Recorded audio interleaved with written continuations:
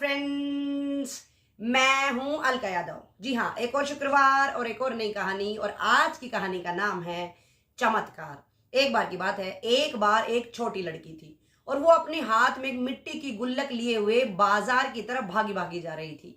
उसके बाद वो एक केमिस्ट की शॉप पर पहुंच जाती है और उस शॉप पर बहुत सारी भीड़ थी।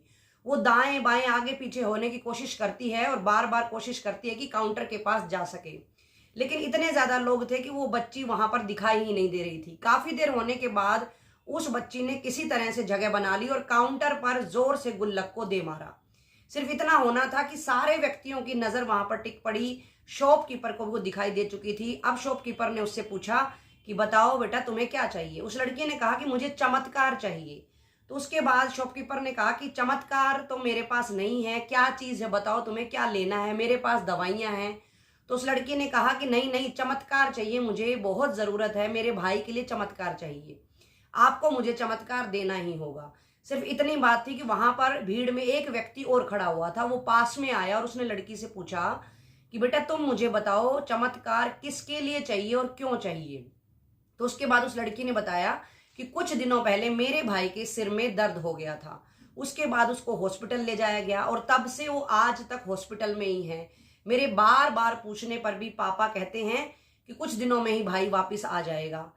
लेकिन मैंने कल क्या देखा कि मम्मी जोर जोर से रो रही थी और पापा से बार बार भाई का इलाज करवाने के लिए कह रही थी। तो पापा भी परेशान हो गए और पापा ने कहा कि मेरे पास भाई की दवाइयों के लिए और ऑपरेशन के लिए अब पैसे नहीं बचे हैं, अब कोई चमत्कार ही उसको बचा सकता है। सिर्फ इतना सुनना था कि मैं यहाँ पर चमत्कार लेने के लिए आ गई हूँ। तो उस व्यक्ति ने कहा कि बताओ तुम्हारी गुल्लक में कितने रुपए हैं। सिर्फ इतना सुनना था, उस लड़की ने जोर से गुल्लक को दे मारा और उसको तोड़ डाला। उसके बाद जल्दी जल्दी उसने पैसे गिने और मुट्ठी में लेकर उसने कहा मेरे पास पूरे 19 रुपए हैं। बच्ची की इस बात को सुनते ही वो व्यक्ति मुस्कुराने लगा और उसने कहा कि अरे वाह, तुम्हारे पास तो पूरे रुपए हैं, अब तो तुम्हारा भाई पूरी तरह से ठीक ही हो जाएगा, उसको चमत्कार से हम ठीक कर देंगे। उसके बाद उस व्यक्ति ने बच्ची से सारा पता पूछा, फोन नंबर पूछा और उसके पापा को फोन किया और बच्ची को वहां से जाने के लिए कह दिया। उसके कुछ दिनों के बाद ही ऑपरेशन किया गया। ऑपरेशन सक्सेसफुल रहा और उस बच्ची का भाई घर पर लौटकर आ गया था। अब काफी दिन बीत चुके थे। एक दिन बच्ची की मम्मी ने उसके पापा से कहा कि मैं आपसे बार बार पूछ चुकी हूं, पर आप मुझे बताइए ये चमत्कार हुआ तो कैसे हुआ है। उसके बाद उस व्यक्ति ने बताया कि बच्ची थी वो किस तरह से केमिस्ट की शॉप पर गई, किस तरह से वहां उसको एक व्यक्ति मिला और वो व्यक्ति कोई और व्यक्ति नहीं था, एक बहुत ही बड़े न्यूरो सर्जन थे वो। और उन्होंने ही मात्र जो बच्ची द्वारा दिए गए थे 19 रुपयों की फीस से ही उसके भाई का जो ऑपरेशन था वो कर दिया था।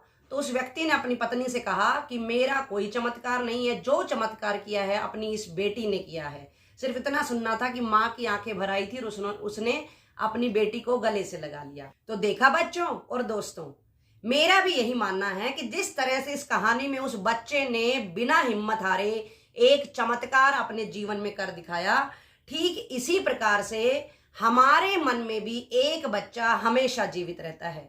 आप उस बच्चे को जीवित रखें और आपके जीवन में जो भी समस्याएं प्रॉब्लम्स आती हैं उनको आप सुलझाते रहें, क्योंकि बच्चा जो है वो हमेशा करता रहता है, कभी भी हिम्मत नहीं हारता है और वो तब तक करता रहता है जब तक कि वो उस चीज से बाहर ना निकल पाए या वो चीज हासिल ना कर ले। तो आप अपने मन के बच्चे को यूं ही बचाए रखें, हर विपरीत परिस्थिति से, समस्या से, प्रॉब्लम से निकलते रहें और आपके अंदर भी एक चमत्कार है। उस चमत्कार से आप अपने जीवन को, समाज को और हमारे देश के किसी भी व्यक्ति के जीवन को महका सकते हैं। खुश रहें, सुरक्षित रहें। एक और शुक्रवार और एक और नई कहानी के साथ फिर से मिलेंगे। तब तक के लिए नमस्कार।